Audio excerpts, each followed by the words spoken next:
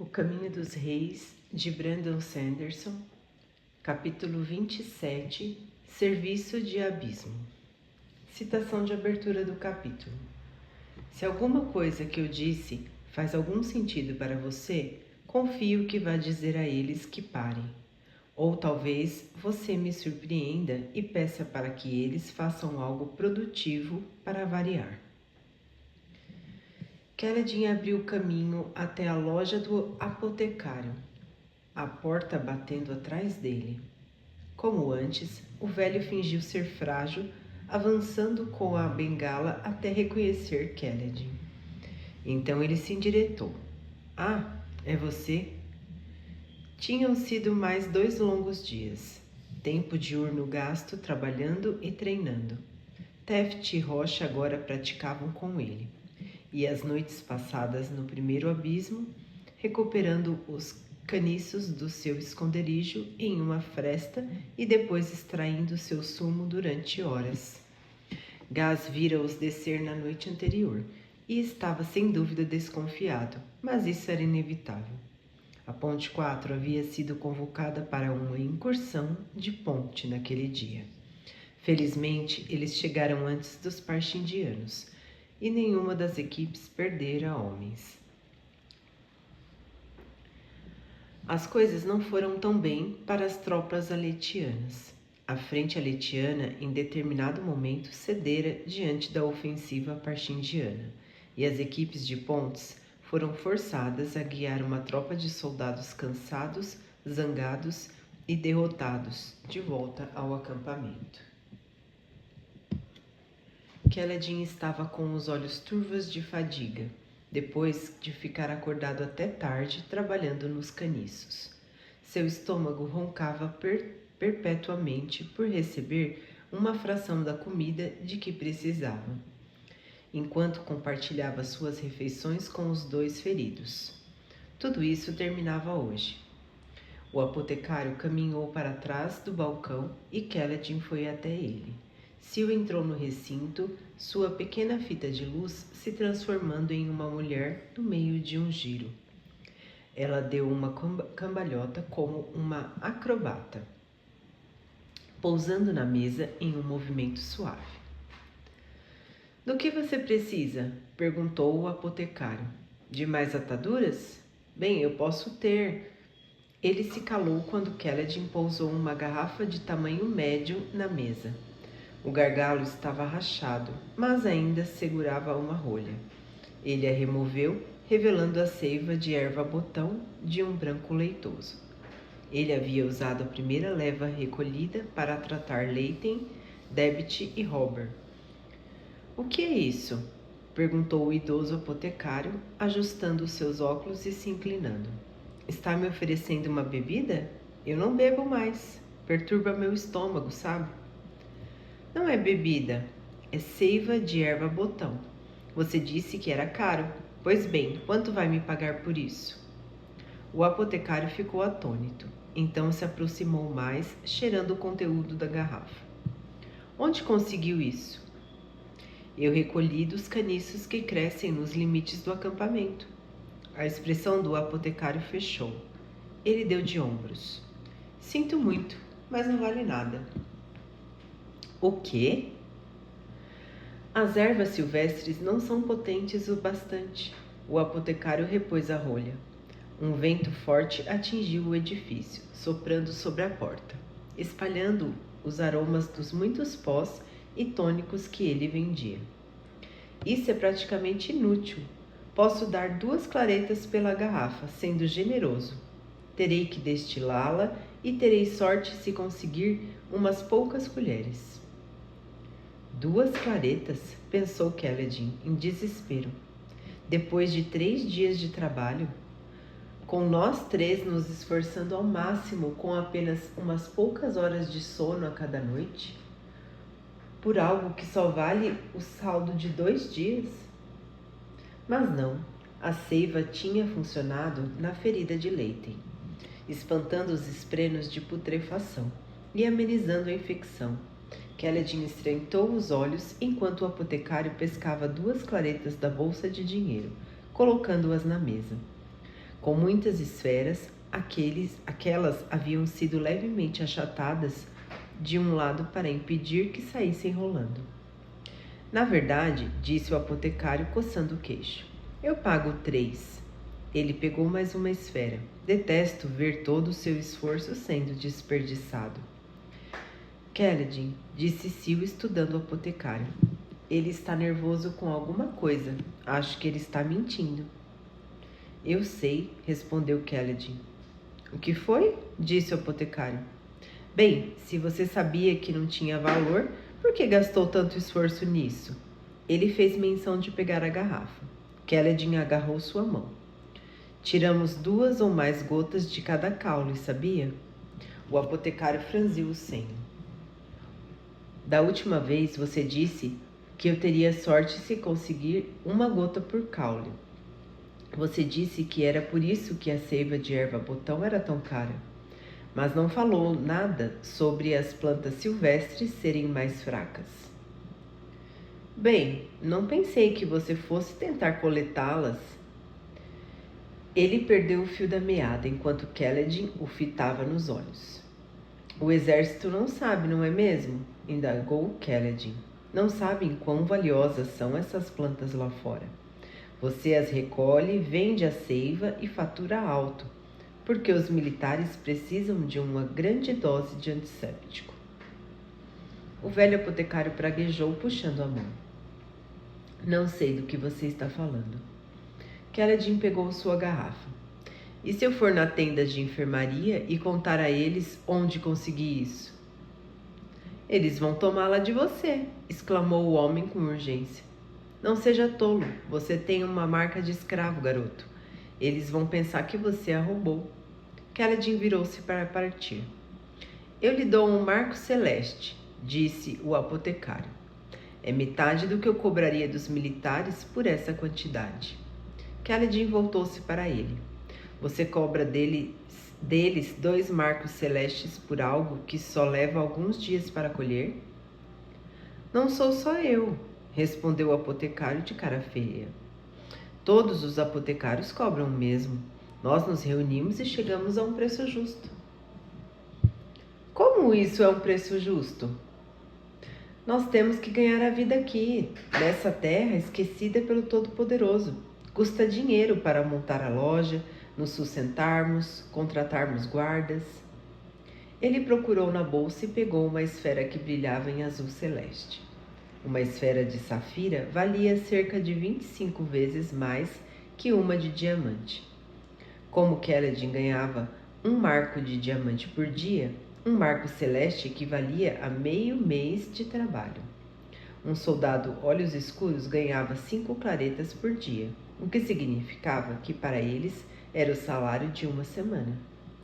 Antigamente, isso não teria parecido tanto dinheiro para Kaledin. Agora era uma fortuna. Ainda assim, ele hesitou. Eu devia denunciar vocês. Homens morrem por sua causa. Não morrem, não, replicou o apotecário. Os grão-príncipes têm mais do que o bastante para pagar, considerando o quanto ganham nos platôs. Nós fornecemos garrafas de seiva sempre que eles precisam. Tudo o que você faria nos denunciando seria deixar monstros como Sadias manter mais algumas esferas nos bolsos. O apotecário estava suando. Kaledin estava ameaçando jogar por terra todo o seu negócio nas planícies quebradas. E tanto dinheiro estava sendo faturado com a seiva que aquilo poderia ficar muito perigoso. Homens matavam para manter segredos assim. Forrar meu bolso ou forrar o bolso dos luminobres, disse Kaledin. Creio que não posso discutir com essa lógica. Ele colocou a garrafa de volta na bancada. Faço negócio com você, contanto que acrescente algumas ataduras. Muito bem, o apotecário relaxou. Mas fique longe dessas plantas. Estou surpreso que você tenha encontrado alguma aqui perto que não houvesse sido coletada. Está cada vez mais difícil para os meus trabalhadores. Eles não têm um espreno de vento guiando-os, pensou Kaledin. Então, por que me mandar parar? Eu posso conseguir mais para você. Bem, sim, respondeu o apotecário, mas é mais barato por sua conta. Keladin se aproximou, mas desse modo você não deixa pistas. Eu forneço a seiva cobrando um marco celeste. Se os olhos claros descobrirem o que os apotecários estão fazendo, você pode alegar ignorância. Só sabe que um carregador de pontes lhe vendia a seiva e você a revendia para o exército em um preço razoável. Aquilo pareceu tranquilizar o velho. Bem, talvez eu não faça muitas perguntas sobre como você recolheu isso aqui. É negócio, rapaz. Negócio seu, de fato. Ele foi até os fundos da loja e voltou com uma caixa de ataduras. Keladin a aceitou e saiu da loja sem dizer mais nada.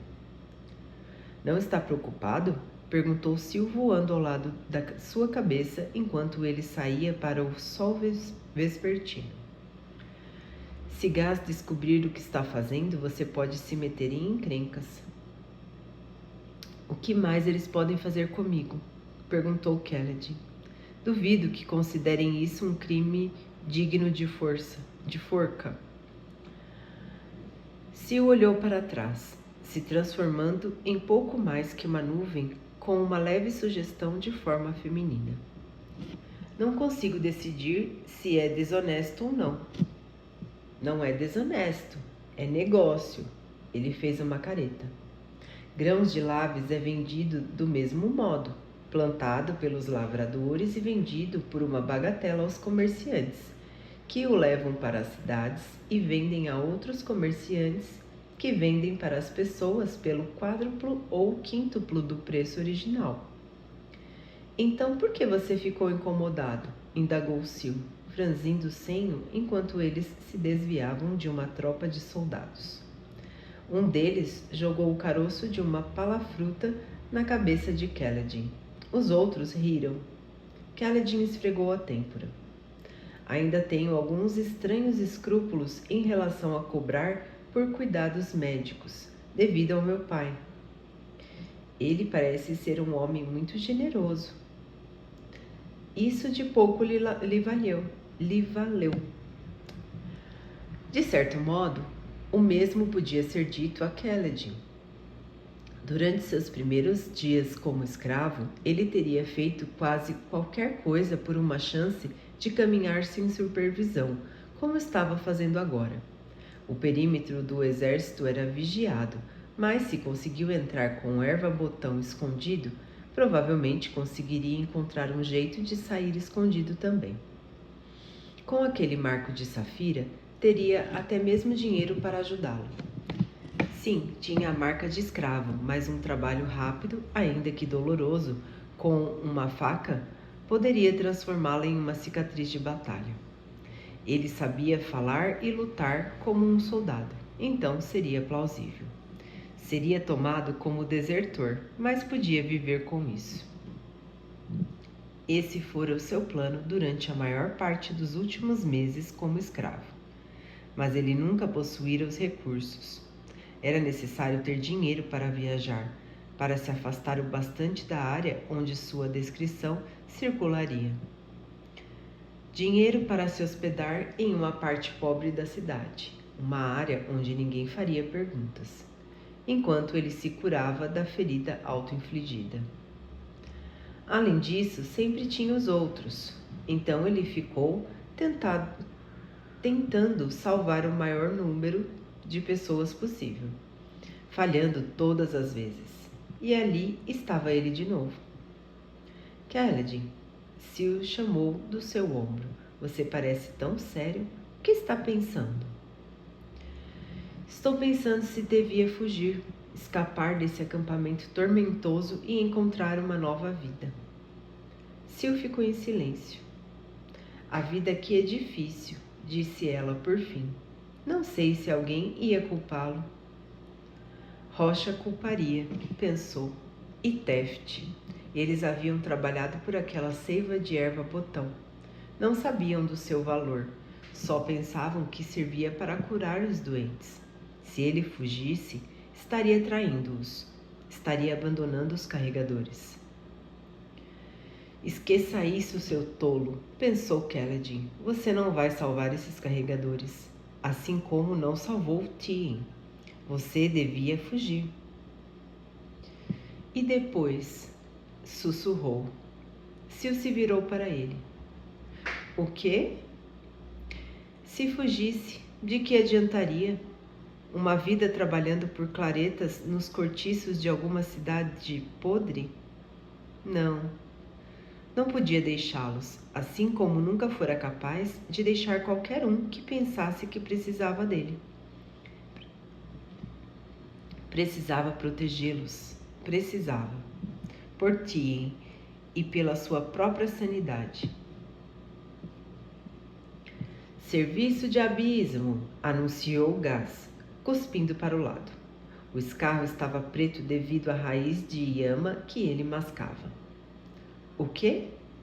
Kaladin voltara da venda de erva-botão para descobrir que Gaz havia mudado a agenda de trabalho da Ponte 4. Eles não estavam designados para nenhuma incursão de ponte. A missão no dia anterior os dispensava disso.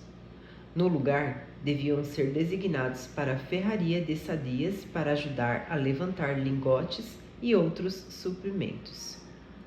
Parecia um trabalho difícil, mas na verdade estava entre os serviços mais fáceis dos carregadores.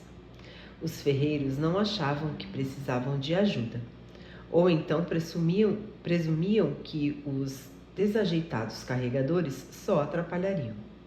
No serviço de ferraria, eles geralmente só trabalhavam algumas horas e podiam passar o resto do tempo descansando. Gaz estava ao lado de Kaladin sob a luz da manhã. Sabe, disse Gaz, você me fez pensar. Ninguém se importa se a Ponte 4 recebe missões de trabalhos injustas. Todo mundo odeia o serviço de abismo. Achei que você não se importaria. Quanto foi que eles pagaram a você? Perguntou Kaladin, dando um passo à frente. Raios o partam, respondeu Gaz, cuspindo novamente. Os outros não gostam de você. Vai ser bom para a sua equipe eles serem vistos pagando pelo que você fez. Sobreviver? Gaz deu de ombros. Todo mundo sabe que você quebrou as regras ao trazer de volta aqueles homens. Se os outros começarem a fazer o que você fez, logo teremos todos os barracões cheios de moribundos antes que o maldito mês acabe. Eles são pessoas, Gaz. Se não enchemos os barracões com os feridos, é porque os deixamos lá para morrer. Eles vão morrer de qualquer forma. Veremos.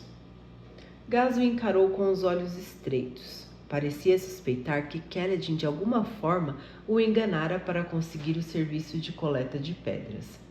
Mais cedo, Teft dissera que Gaz havia descido até o abismo, provavelmente tentando descobrir o que Kaladin e os outros dois andaram fazendo. Danação, Kaladin pensou. Achava que havia intimidado Gaz o bastante para que ele ficasse na linha. Nós vamos, respondeu Kaladin bruscamente, dando-lhe as costas. Mas não vou assumir a culpa entre meus homens por isso.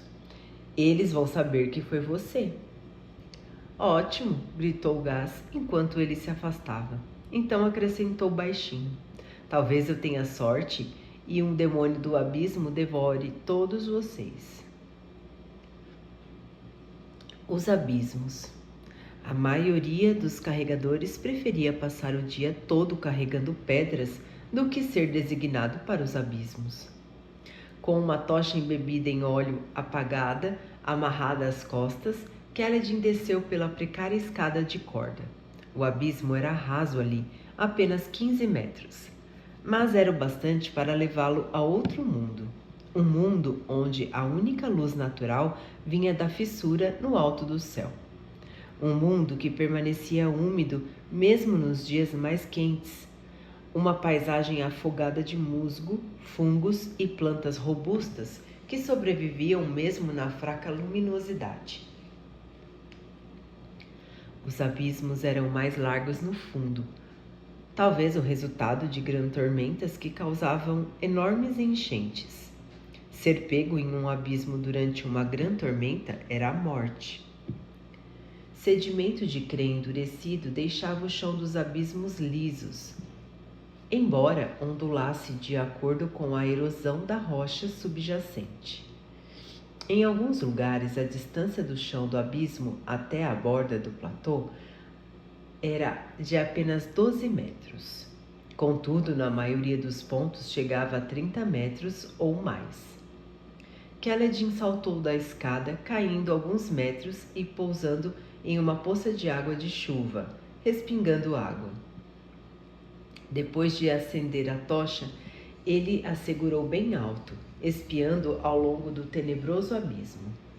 As paredes estavam cobertas com musgo verde escuro e várias vinhas finas que ele não reconhecia se enredavam pelas escarpas intermediárias acima.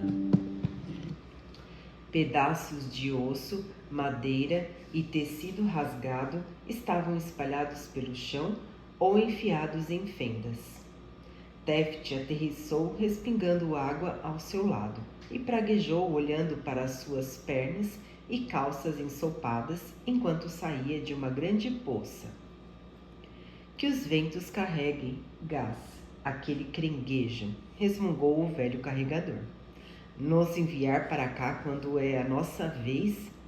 Quando não é a nossa vez? Vou arrancar os caroços dele por isso. Tenho certeza de que ele morre de medo de você, comentou Rocha, descendo da escada para um ponto seco. Deve estar lá no acampamento chorando. Que um raio te parta, disse Teft, sacudindo a água da perna esquerda. Os dois carregavam tochas apagadas. Kaledin havia acendido a dele com pederneira e aço, mas os outros não. Precisavam racionar as tochas. Os outros homens da ponte começaram a se reunir perto do final da escada. Permanecendo agrupados, um a cada 4 homens acendeu sua tocha, mas a luz não fez muito para diminuir a escuridão. Só permitiu que Kaledin visse mais daquela paisagem anormal. Estranhos fungos tubulares cresciam nas rachaduras. Eram de um amarelo pálido, como a pele de uma criança com icterícia. Crenguejos espantados fugiam da luz. Os minúsculos crustáceos eram de um vermelho translúcido.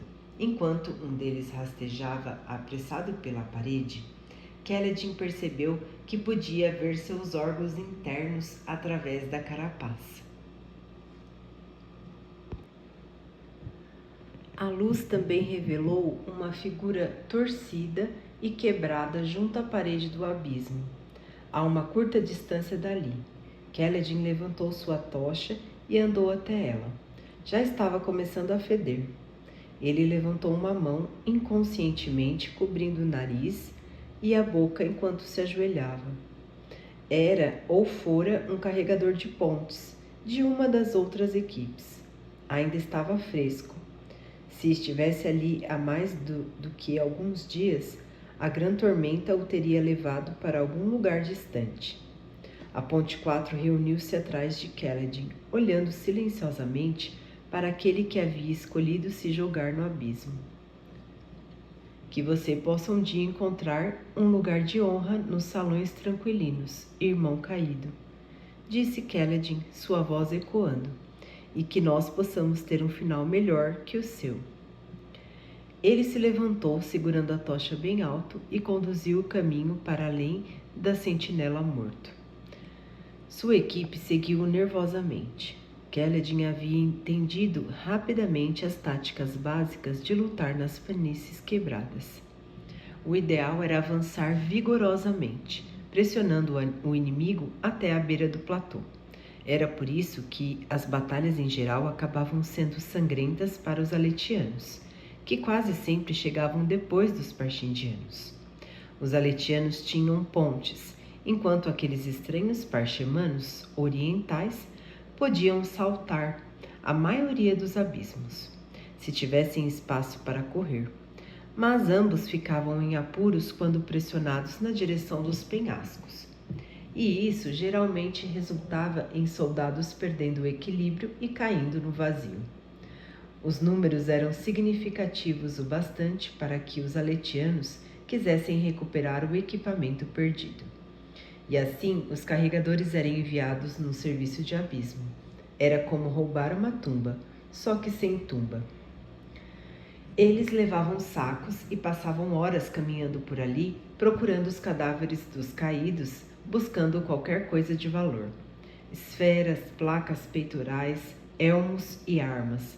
Às vezes, após uma recente incursão de platô, eles tentavam ir até onde ocorrera a escaramuça e pilhar aqueles corpos. Mas grã-tormentas geralmente tornavam isso inútil.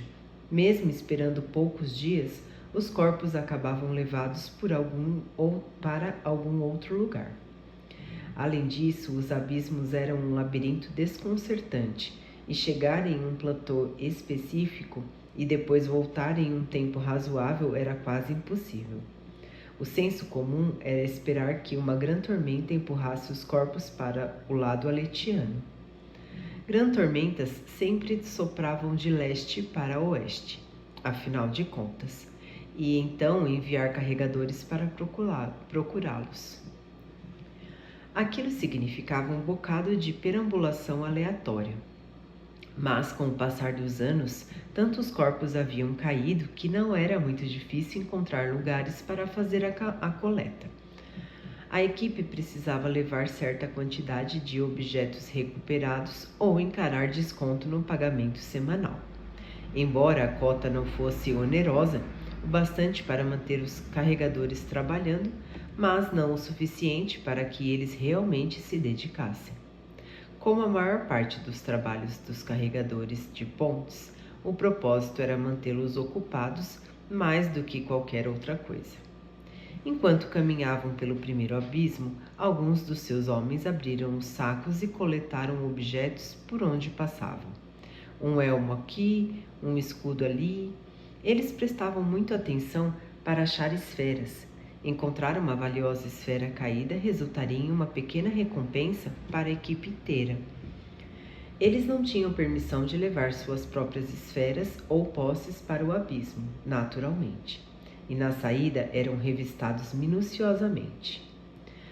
A humilhação dessa revista, que incluía qualquer lugar onde uma esfera pudesse ser ocultada, era parte do motivo por que o serviço de abismo era tão abominado. Mas era só um dos motivos.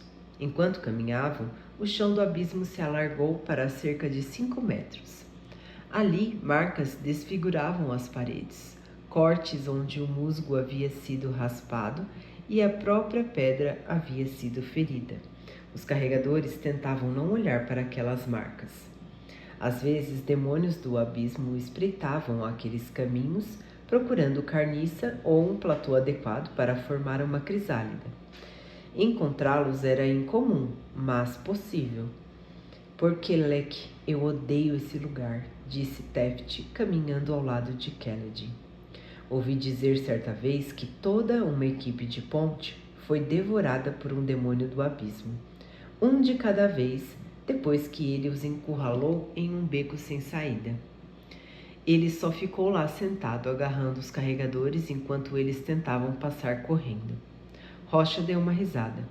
Se todos foram devorados, então quem voltou para contar a história? Teft coçou o queixo. "Não sei. Talvez eles nunca tenham voltado." "Então talvez eles tenham fugido, desertado." "Não", disse Teft. "Não dá para sair desses abismos sem uma escada." Ele deu uma olhadela para cima, na direção do estreito abismo azul, a mais de 20 metros acima, seguindo a curva do platô. Kaledin também olhou para cima. O céu azul parecia tão distante, inalcançável, como a luz dos próprios salões. E mesmo que se pudesse escalar para fora, em uma das áreas mais rasas, a pessoa estaria presa nas planícies, sem uma maneira de cruzar os abismos, ou estaria perto bastante do lado aletiano para que os batedores o vissem cruzando as pontes permanentes. Dava para tentar seguir para leste, na direção onde os platôs estavam tão erodidos que eram apenas picos, mas levaria várias semanas de caminhada e seria necessário sobreviver a múltiplas grandes tormentas. Você já esteve no fundo de um cânion quando a chuva começa a rocha? Indagou Taft, talvez seguindo a mesma linha de raciocínio. Não, nos picos não temos essas coisas. Eles só existem onde homens tolos escolhem viver. Você vive aqui, Rocha, observou Keled. E eu sou um tolo, disse o grande Papaguampas, rindo. Ainda não percebeu? Ele mudara muito nos últimos 2 dias. Estava mais afável, retornando um pouco do que Kaladin reduzia ser sua personalidade normal. Ele estava falando sobre canyons, disse Taft. Você quer adivinhar o que acontece se ficar preso aqui embaixo em uma grande tormenta? Um bocado de água, imagino, respondeu Rocha. Um bocado de água, procurando ir para qualquer lugar que puder, disse Taft. Ela se acumula em enormes ondas e vai passando por essas frestas com força suficiente para derrubar rochedos. Na verdade, uma chuva comum parece uma grande tormenta aqui embaixo. Uma grande tormenta? Bem, este é provavelmente o pior lugar em Rochar para se estar quando uma delas aparece. Rocha franziu o senho, olhando para cima. Então é melhor não ser pego por uma tempestade. É, disse Taft. Mas Taft, acrescentou Rocha, pelo menos você tomaria um banho, e bem que está precisando. Ei, resmungou Taft. Isso é um comentário sobre o meu cheiro? Não, é um comentário sobre o que eu cheiro. Às vezes acho que uma flecha parchindiana no olho seria melhor do que o cheiro da equipe de ponte trancada em um barracão de noite. Taft deu risada. Eu ficaria ofendido, mas pior que é verdade. Ele fungou no ar úmido, embolorado do abismo.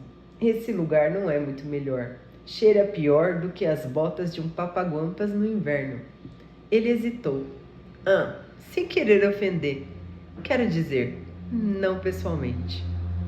Keled sorriu, então olhou para trás. Os 30 e tantos outros carregadores seguiam como fantasmas. Uns poucos pareciam estar se aproximando do grupo de Keled, como se estivesse tentando escutar sem chamar atenção. Taft, disse Keled, cheira pior do que as botas de um papaguampas? Pelos salões. Como é que ele não deveria se ofender com essa frase?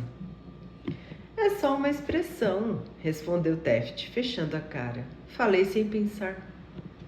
Mesmo assim, disse Rocha, arrancando um pedaço de musgo da parede, inspecionando-o enquanto caminhava. Seu insulto me ofendeu. Se estivéssemos nos picos, teríamos que duelar segundo a maneira tradicional ali-tikit. Aliu-tiki. Como é isso? Quis saber Taft. Com lanças? Rocha riu. Não. Nós lá dos picos não somos bárbaros como vocês daqui. Como então? Indagou Keled, verdadeiramente curioso. Bem, disse Rocha, deixando cair o musgo e limpando as mãos. Envolve muita cerveja marrom e cantoria. E isso é um duelo? Aquele que ainda conseguir cantar depois de beber mais é o vencedor. Além disso, logo todo mundo está tão bêbado que provavelmente já esqueceu qual era o motivo do desentendimento. Taft riu. Melhor do que facas ao nascer do sol, eu acho. Acho que depende, disse Keled. Depende de quê? Perguntou Taft. Se você é ou não um vendedor de facas, não é, Dune? Os outros olharam para o lado, onde Dune se aproximara para escutar. O jovem magricela deu um pulo e enrubesceu. Rocha riu das palavras de Keled. Dune, disse ele para o jovem. É um nome estranho. O que significa? O que significa? Perguntou Duni. Eu não sei. Nomes nem sempre têm significado. Rocha balançou a cabeça descontente. Terras baixistas. Como você sabe que se seu nome não tem significado? Como você sabe quem é se seu nome não tem significado? Então seu nome significa alguma coisa? Perguntou Teft. Numa nu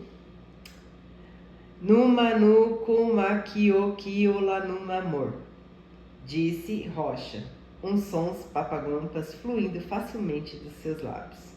Mas é lógico, é a descrição de uma pedra muito especial que meu pai descobriu no dia antes do meu nascimento. Então o seu nome é uma frase inteira? Perguntou Duni, hesitante, como se não soubesse ao certo se estava incluído.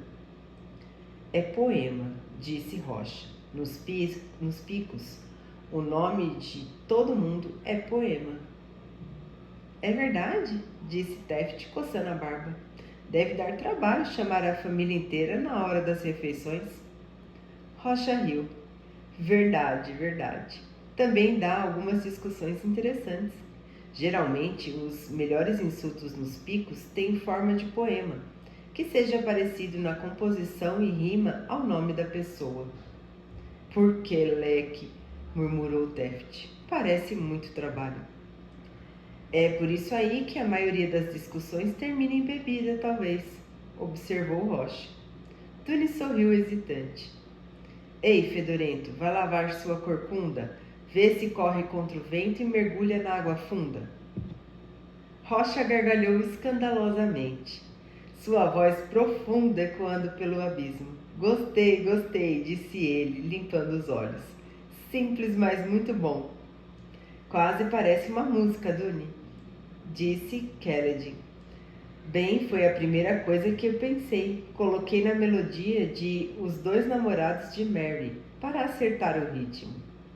Você sabe cantar? Perguntou Rocha. Preciso ouvir. Mas... hesitou Duni. Cante! Comandou Rocha apontando. Duni levou um sustinho, mas obedeceu, começando a cantar uma música que Kaledin não conhecia. Era uma história engraçada sobre uma mulher e dois irmãos gêmeos que ela pensava que eram a mesma pessoa. A voz de Duni era um tenor e ele pareceu mais confiante cantando do que era falando. Ele era bom. Quando passou para o segundo verso, Rocha começou a cantarolar em uma voz profunda, fornecendo a harmonia. O Papaguampas obviamente estava muito acostumado a cantar.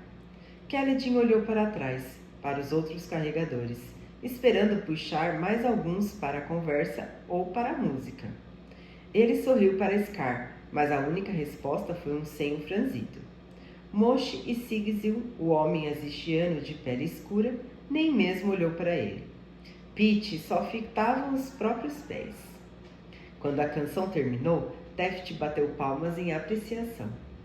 Foi melhor do que muitos que ouvi em tavernas. É bom conhecer um terra baixista que sabe cantar, disse Rocha, se abaixando para pegar um elmo e enfiá-lo na sua bolsa. Aquele abismo específico não parecia ter muitos objetos. Estava começando a pensar que vocês todos eram tão desafinados quanto o velho cão machado do meu pai. Ha! Duni ficou vermelho, mas pareceu andar com mais confiança. Eles continuaram, às vezes passando por curvas ou frestas na pedra, onde as águas haviam depositado grandes montes de objetos para a coleta. Ali o trabalho tornou-se mais horrível. E muitas vezes tiveram que puxar cadáveres ou pilhas de ossos para conseguir o que queriam, nauseados pelo fedor. Kaledin mandou que deixassem de lado os corpos mais nojentos ou decompostos. Espremos de putrefação tendiam a se acumular perto dos mortos. Se eles não conseguissem achar material para coleta suficiente depois, poderiam recolher aqueles no caminho de volta. Em cada interseção ou trevo, Keladin fazia uma marca branca na parede com um pedaço de giz. Aquele era o dever do seu líder de ponte, e ele o levava a sério. Não gostaria que sua equipe se perdesse naqueles abismos. Enquanto caminhavam e trabalhavam, Keladin manteve a conversa em andamento. Ele ria, forçava-se a rir com os outros. Se essa risada lhe soava vazia, os outros não pareciam notar. Talvez se sentissem como ele, de modo que até mesmo o riso forçado era preferível a voltar ao silêncio ensimesmado e triste que cobria a maioria dos carregadores. Logo Dune estava rindo e conversando com Teft Rocha. Sua timidez evaporara. Alguns outros o seguiam de perto. Iaque, mapas, mais um ou dois. Como criaturas selvagens atraídas para a luz e calor de uma fogueira. Keladin tentou atraí-los para a conversa, mas não funcionou do modo que os deixou em paz. Por fim, eles alcançaram um lugar com um número significativo de cadáveres recentes. Keladin não sabia ao certo qual combinação de fluxo de água havia tornado aquela seção do abismo um bom ponto para aquilo. Ele parecia igual aos outros trechos, talvez um pouco mais estreito. Às vezes podiam ir aos mesmos recantos e encontrar bom material para a coleta. Em outras ocasiões, os mesmos pontos estavam vazios, mas outros lugares tinham dúzias de cadáveres. Aqueles corpos pareciam ter sido levados pela enchente de uma grande tormenta e então depositados quando a água recuou lentamente.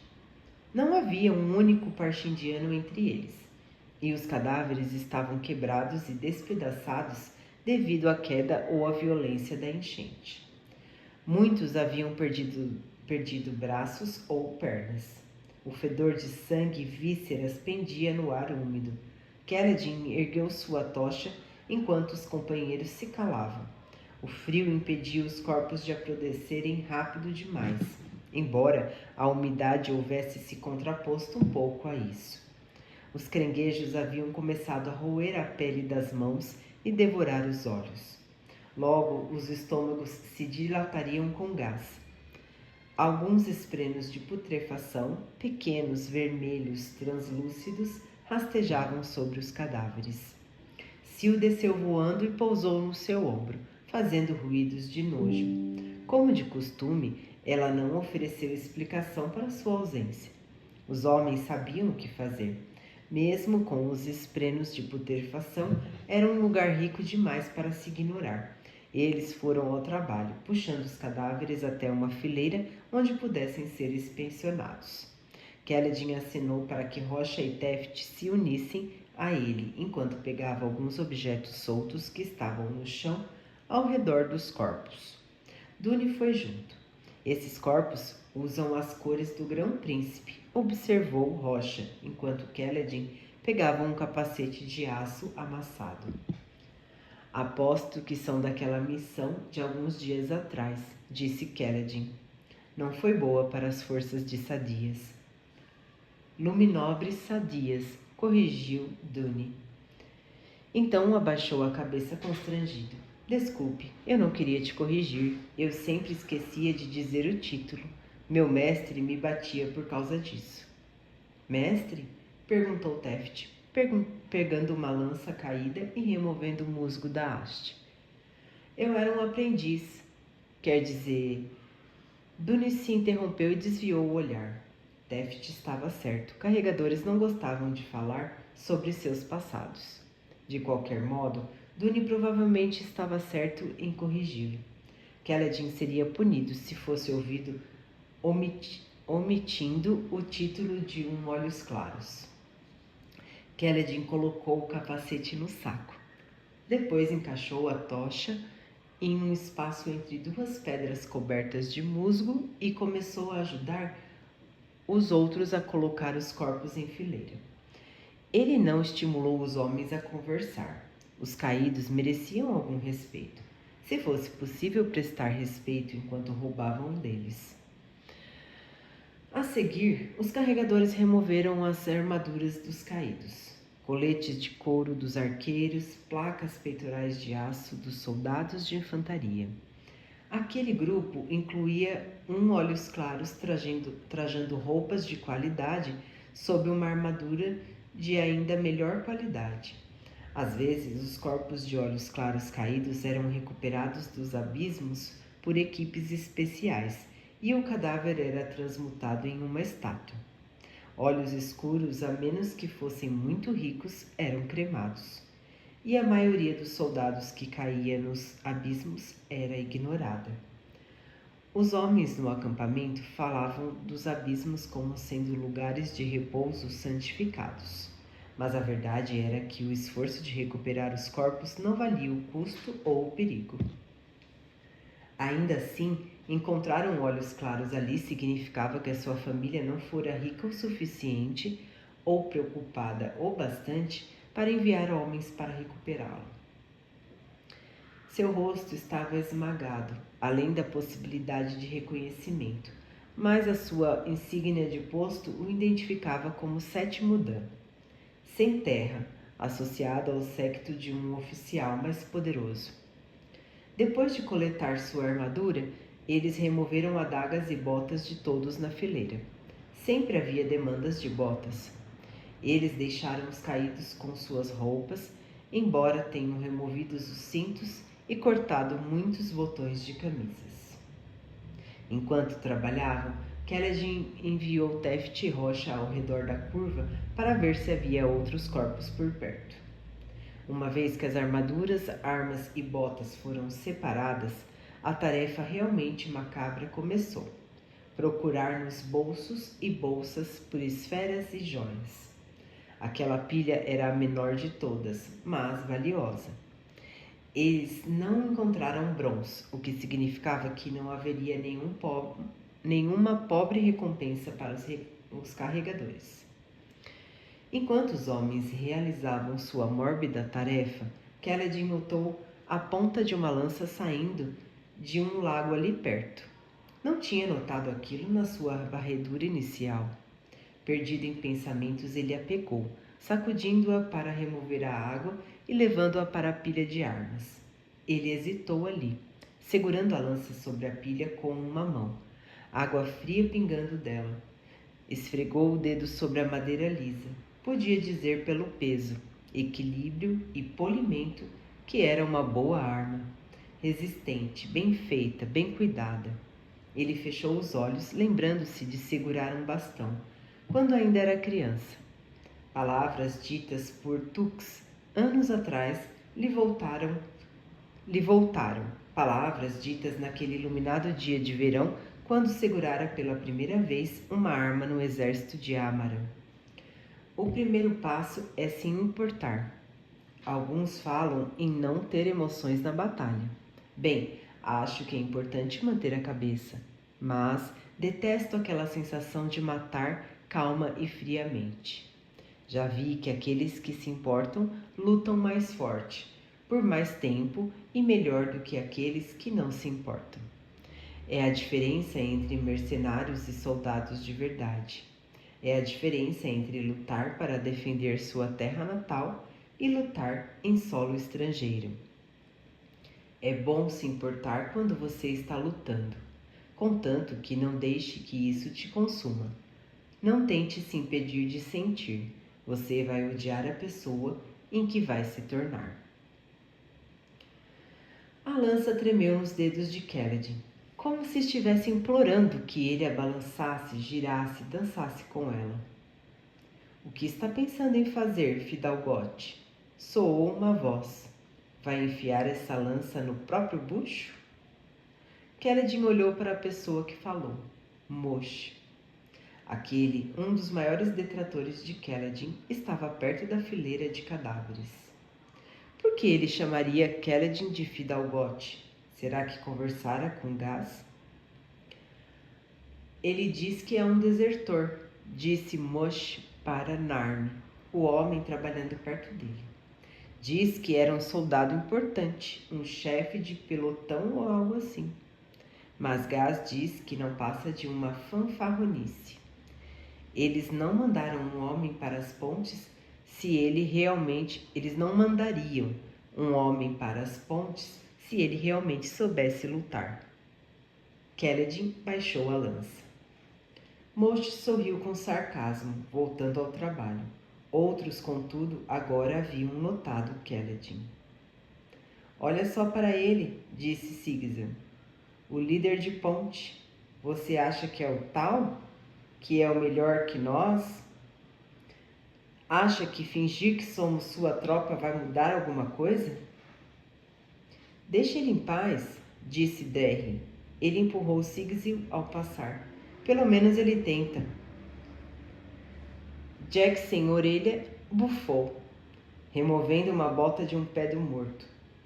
Ele quer parecer importante, mesmo que ele tenha sido do exército, aposto que passava os dias limpando latrinas. Aparentemente havia algo capaz de arrancar os carregadores do seu estupor silencioso. O desprezo por Kaledin. Outros começaram a falar, lançando zombarias. Culpa dele estarmos aqui. Quer nos matar de cansaço durante nosso único tempo livre para se sentir importante. Nos botou para coletar pedras só para mostrar que era o chefe. Aposto que ele nunca segurou uma lança na vida. Kaledin fechou os olhos, prestando atenção ao desdém, esfregando os dedos na madeira. Nunca segurou uma lança na vida? Talvez ele não tivesse segurado aquela primeira lança. Nada daquilo tivesse acontecido. Ele sentiu a madeira lisa, úmida, de água de chuva, as memórias se amontoando em sua cabeça. Treinar para esquecer, treinar para se vingar, treinar para aprender e entender o que havia acontecido. Sem pensar, ele botou subitamente a lança sob o braço em uma posição de guarda, com a ponta para baixo. Gotículas da haste respingaram nas suas costas. Most calou-se no meio de outra zombaria. Os carregadores silenciaram gaguejando. O abismo foi tomado pelo silêncio, e Kaledin estava em outro lugar. Estava ouvindo Tux repreendê-lo. Estava ouvindo Tien rir. Estava ouvindo sua mãe implicar daquela maneira inteligente e irônica. Estava no campo de batalha, cercado pelos inimigos, mas protegido por amigos. Estava ouvindo seu pai dizer em tom de desprezo que lanças só serviam para matar. Não se podia matar para proteger.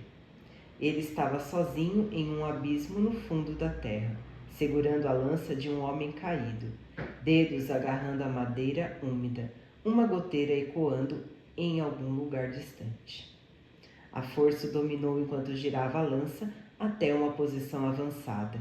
Seu corpo se moveu por conta própria, passando pelas posições que havia treinado com tanta frequência. A lança dançava nos seus dedos, confortável, uma extensão dele mesmo. Ele girou com ela, rodopiando-a repetidas vezes, por trás do pescoço, sobre o braço, entrando e saindo de estocadas e varreduras. Embora meses houvessem se passado desde a última vez em que segurara uma arma, seus músculos sabiam o que fazer. Era como se a própria lança soubesse o que fazer. A tensão se esvaiu, a frustração se esvaiu e seu corpo relaxou em contentamento, mesmo enquanto trabalhava furiosamente. Aquilo era familiar, era bem-vindo, era o que tinha sido criado para fazer. Os homens sempre disseram que Kaledin era inigualável na luta. Ele sentira isso no primeiro dia em que pegaram bastão, embora o conselho de Tux tivesse ajudado a refinar e canalizar sua habilidade. Kaledin se importava ao lutar. Ele nunca lutou vazio ou frio, lutava para manter seus homens vivos.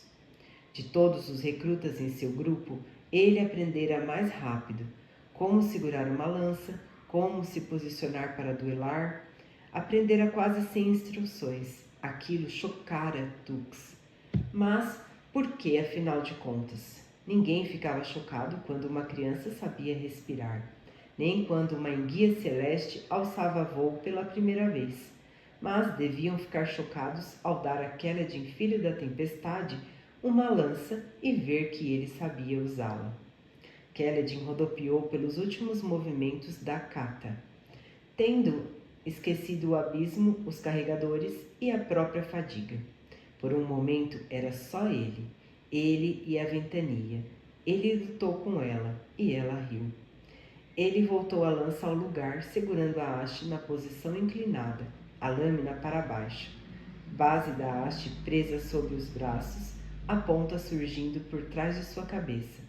Inspirou profundamente, tremendo. Ah, como eu senti falta disso. Ele abriu os olhos. A luz instável da tocha revelou um grupo de carregadores perplexos em um úmido corredor de pedra, as paredes molhadas refletindo luz. Moshe deixara cair um punhado de esferas em silêncio, espantado, olhando para Kaledin com a boca aberta. As esferas caíram em uma poça, fazendo com que ela brilhasse, mas nenhum dos carregadores notou.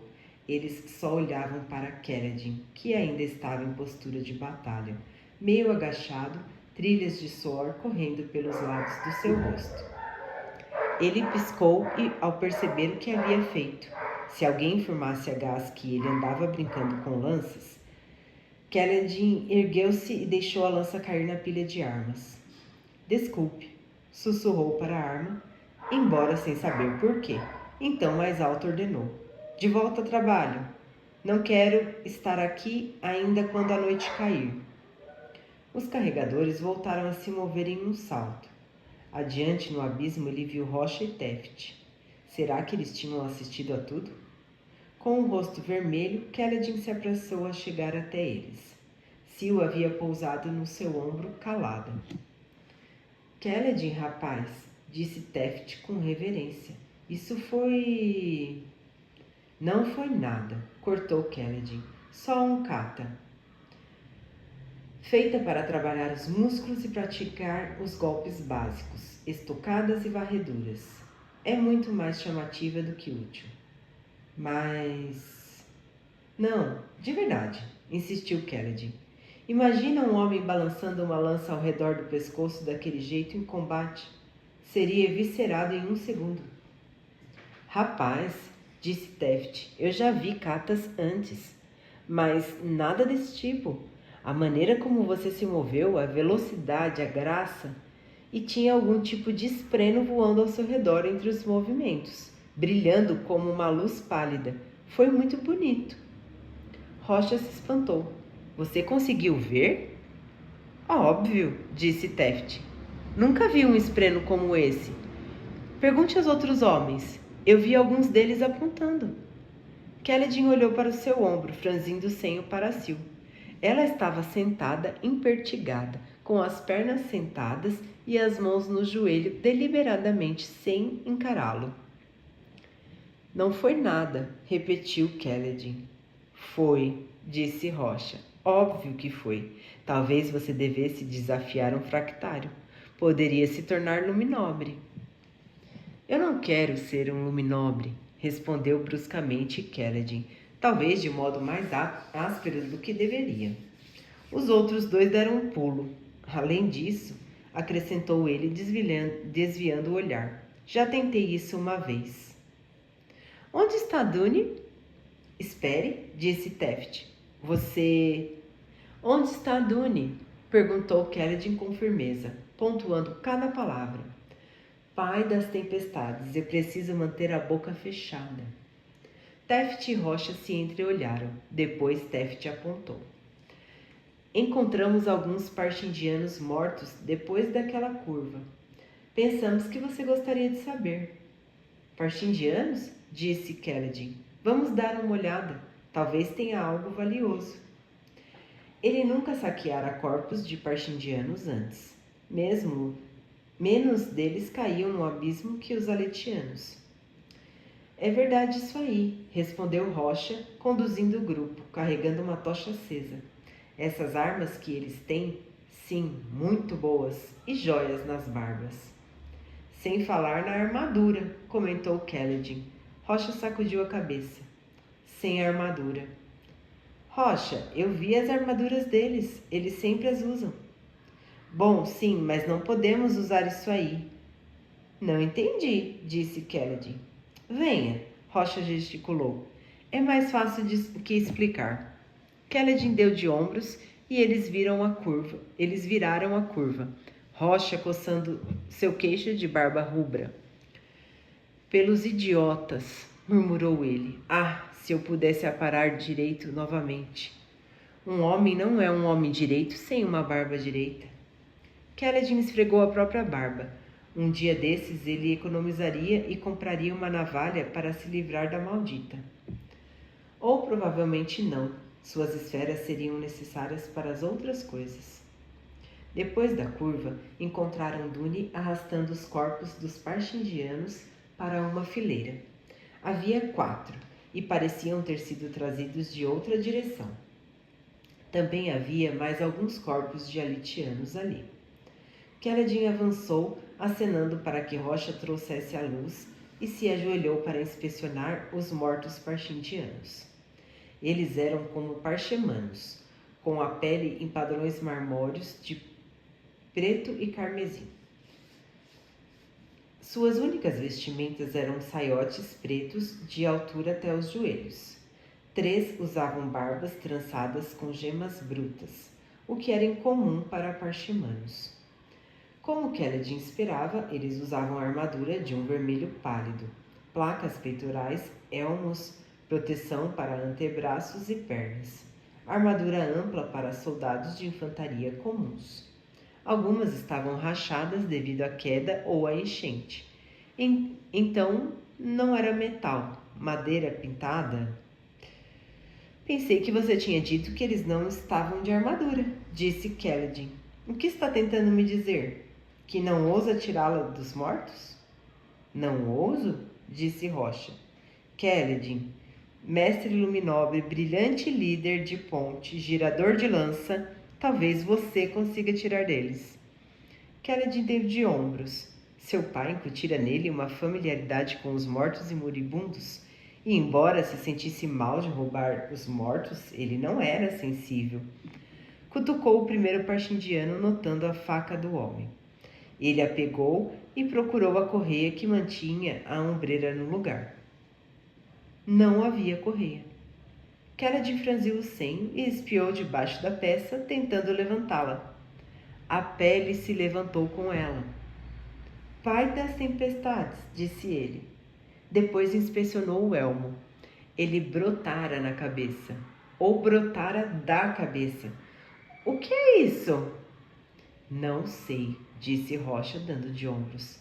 Parece que eles fazem crescer sua própria armadura. Isso é ridículo, disse Keledin. Eles são pessoas. Pessoas. Mesmo parchemanos não fazem crescer armaduras. Parshindianos fazem, disse Teft. Keledin e os outros 2 se voltaram para ele. Não me olhe assim, disse o homem mais velho com o senho franzido. Trabalhei no campo durante alguns anos, antes de terminar como carregador de pontes. Não vou contar como aconteceu. Então que os ventos te levem. De qualquer modo, os soldados falavam sobre isso. Os Parshindianos desenvolvem carapaças. Eu conheci parchemanos, disse Keledin. Tinha uns 2 na minha cidade natal, servindo o senhor da cidade. Nenhum deles desenvolveu uma armadura. Bem, esses são um tipo diferente de parchemanos, continuou Teft de cara feia. Maiores, mais fortes, eles conseguem saltar pelos abismos, pelo amor de Kelek, e desenvolvem armaduras. É assim que as coisas são. Não havia como negar, então eles passaram a recolher o que podiam.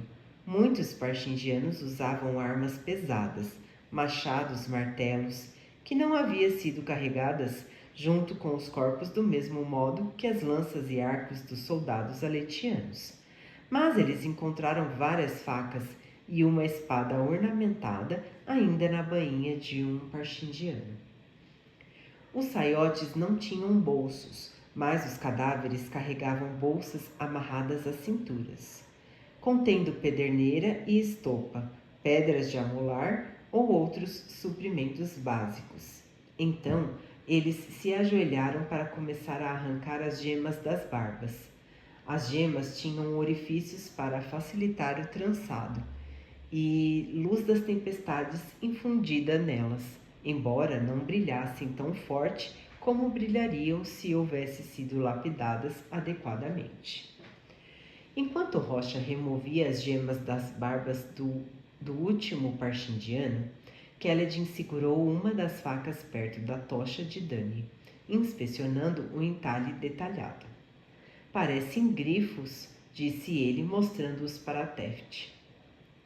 Não sei ler grifos, rapaz. Ah, é, pensou Keledin. Bem, se fossem glifos, não eram do tipo que ele conhecia. Óbvio que era possível desenhar a maioria dos glifos de maneiras complexas que dificultavam sua leitura, a não ser que se soubesse exatamente o que procurar. Havia uma figura no centro do punho, entalhada cuidadosamente. Era um homem em uma bela armadura fractal, certamente. Um símbolo estava entalhado atrás dele, envolvendo-o, espalhando-o das suas costas como asas. Keledin mostrou para a rocha, que havia se aproximado para saber o que ele achara de tão fascinante. Os parchindianos supostamente são bárbaros, observou Keledin. Sem cultura. Onde eles conseguiram facas como essas? Poderia jurar que esta é uma imagem de um dos arautos, Gezerezé ou Nalã. Rocha deu de ombros. Keledin suspirou e devolveu a faca à bainha. Depois deixou-a cair no seu saco. Então eles contornaram a curva para voltar até os outros. A equipe já havia recolhido sacos cheios de armaduras, cintos, botas e esferas. Cada um pegou uma lança para carregar até a escada, segurando-as como cajados de caminhada. Eles deixaram uma para Keledin, mas ele a jogou para a rocha. Não confiava em si mesmo para segurar outra lança, preocupado com a tentação de fazer mais um kata. A caminhada de retorno foi tranquila, ainda que o céu escuro fizesse os homens saltarem a cada som. Keledin novamente conversou com Rocha, Teft e Duni. Também conseguiu com que Drerry e Thorfinn conversassem um pouco. Alcançaram em segurança o primeiro abismo, para grande alívio dos seus homens. Keledin mandou os outros subirem a escada primeiro, esperando para ir por último. Rocha esperou com ele e quando Duni finalmente começou a subir, deixando Rocha e Keledin sozinhos, o alto Papaguampas colocou uma mão no ombro de Keledin, falando em voz baixa. Você fez um bom trabalho aqui. Estou pensando que em algumas semanas esses homens serão seus. Keledin balançou a cabeça. Nós somos carregadores, Rocha. Não temos algumas semanas. Se eu levar tanto tempo assim para conquistá-los, metade deles estará morta. Rocha franziu o senho. Isso aí não é um pensamento feliz. É por isso que precisamos conquistar os outros homens agora. Mas como? Keledin olhou para a escada pendente que balançava enquanto os homens subiam. Só podia ir 4 por vez, para não sobrecarregá-la. Me procure depois que formos revistados. Vamos até o mercado. Muito bem, disse Rocha subindo na escada enquanto Jack sem orelha alcançava o topo. Qual vai ser nosso objetivo? Vamos experimentar minha arma secreta. Rocha riu, enquanto Keledin segurava a escada para ele. E que arma é essa aí? Keledin sorriu. Na verdade, é você. 2 horas depois, na primeira luz violeta de Salas, Rocha e Keledin caminharam de volta até a serraria. Era pouco depois do crepúsculo, e muitos dos carregadores logo estariam dormindo. Não há muito tempo, Keledin pensou, gesticulando para que Rocha carregasse seu fardo até um lugar perto da frente do barracão da Ponte 4. O corpulento Papaguampas colocou seu fardo no chão perto de Teft e Duni, que haviam feito o que Keledin ordenara, construindo pequeno círculo de pedras e ajeitando algumas toras de madeira da pilha de restos da serraria. Aquela madeira era liberada para qualquer um, mesmo carregadores. Alguns deles gostavam de pegar pedaços para entalhe. Kelladin pegou uma esfera para fornecer luz. O que Rocha estivera carregando era um velho caldeirão de ferro. Ainda que fosse de segunda mão, custara a Kelladin boa parte do dinheiro da seiva da erva botão. O Papaguampas começou a descarregar suprimentos do caldeirão, enquanto Kelladin organizava alguns pedaços de madeira dentro do círculo de pedras. Dani, água por favor, pediu Kelladin, pegando sua pederneira. Dani correu para pegar um balde de um dos barris de chuva. Rocha terminou de esvaziar o caldeirão, pondo no chão pequenos pacotes que haviam custado outra porção substancial das esferas de Kelladin. Só havia sobrado um punhado de claretas. Enquanto trabalhavam, Robert saiu mancando do barracão. Ele estava se curando rapidamente, mas os outros 2 feridos que Kelladin havia tratado ainda estavam mal. O que você está aprontando, Kelladin? Perguntou Robert enquanto Kelladin acendia o fogo. Kelladin sorriu se levantando. Sente-se. Robert obedeceu. Ele não perdeu a quase devoção que demonstrara a Kelladin por salvar sua vida. Na verdade, sua lealdade só se fortaleceu. Donnie voltou com um balde de água, que derramou no caldeirão. Então ele e Teft correram para pegar mais. Kelladin fez as chamas crescerem e Rocha começou a cantarolar para si mesmo enquanto cortava tubérculos e desembrulhava alguns condimentos. Em menos de meia hora, eles tinham uma chama crepitante e um pote borbulhante de ensopado. Teft sentou-se sobre um dos tocos, aquecendo as mãos. Esta é sua arma secreta? Kelladin sentou ao lado do homem mais velho. Você já conheceu muitos soldados na vida, Teft? Alguns. Já conheceu algum que recusasse uma fogueira e um pouco de ensopado no final de um dia difícil? Bem, não. Mas carregadores não são soldados. Isso era verdade. Kelladin voltou-se para a porta do barracão. Rocha e Duni começaram a cantar canções juntos, e Teft batia palmas no ritmo. Alguns dos homens das outras equipes de ponte ainda estavam acordados, e lançaram a Kelladin e aos outros apenas olhares duros. Figuras se mexiam dentro do barracão, sombras se moviam, a porta estava aberta e o aroma do ensopado de Rocha ficou mais forte, convidativo. Vamos, pensou Kelladin, lembre-se de que por que vivemos, lembre-se do calor, lembrem-se da boa comida, lembre-se dos amigos e da música e de noites ao redor da fogueira. Vocês ainda não morreram, que os ventos os levem se não saírem. Subitamente tudo pareceu muito forçado para Kelladin. A cantoria era forçada, o ensopado, um ato de desespero. Era só uma tentativa de se distrair brevemente da vida patética a que fora forçado. Uma figura moveu-se até a porta.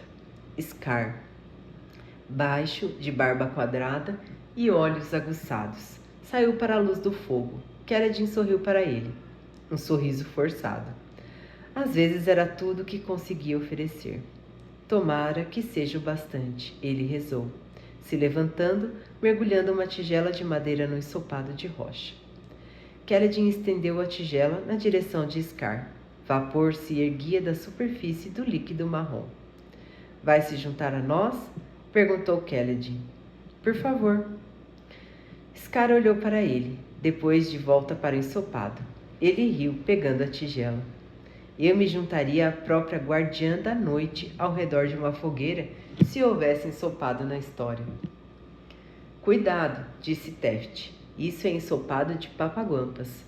Pode conter conchas de caracol ou garras de caranguejo flutuando nele. Não tem nada disso, rugiu Rocha. E é uma pena que vocês tenham esse paladar pobre de terra baixista. Mas prepara a comida segundo as ordens do nosso prezado líder de ponte. Kelladin sorriu, deixando uma profunda inspiração escapar enquanto Scar se sentava. Outros vieram depois dele, aceitando tigelas e se sentando. Alguns olhavam para o fogo sem falar muito, mas outros começaram a gargalhar e cantar. Em determinado ponto, Gas passou por eles, observando-os com seu único olho, como se estivesse tentando decidir se estavam quebrando algum regulamento. Não estavam. Kelladin havia verificado. Kelladin mergulhou uma tigela no ensopado e estendeu para Gas. O sargento de pontes bufou com despeito e se afastou. Não dá para esperar milagres demais em uma noite, pensou Kelladin com um suspiro, se ajeitando e experimentando o ensopado. Estava ótimo. Ele sorriu e se juntou ao verso seguinte da canção de Dune. Na manhã seguinte, quando Kelladin chamou os carregadores para se levantarem, 3/4 deles se amontoaram fora do barracão. Todos, menos os maiores reclamadores, Moshe, Sigizil, Narmi e um par de outros. Aqueles que responderam ao seu chamado pareciam surpreendentemente descansados, apesar da longa noite que passaram cantando e comendo. Quando Kelladin ordenou que se juntassem a ele no treino de carregamento de pontes, quase todos os que haviam se levantado obedeceram. Não todos, mas o suficiente. Ele tinha a impressão de que Moshe e os outros logo cederiam também. Eles haviam comido seu ensopado. Ninguém se recusara a isso. E agora que ele tinha tantos seguidores, os outros se sentiam tolos se não se juntassem a ele. A Ponte 4 era sua. Agora tinha que mantê-los vivos tempo suficiente para que isso tivesse um significado.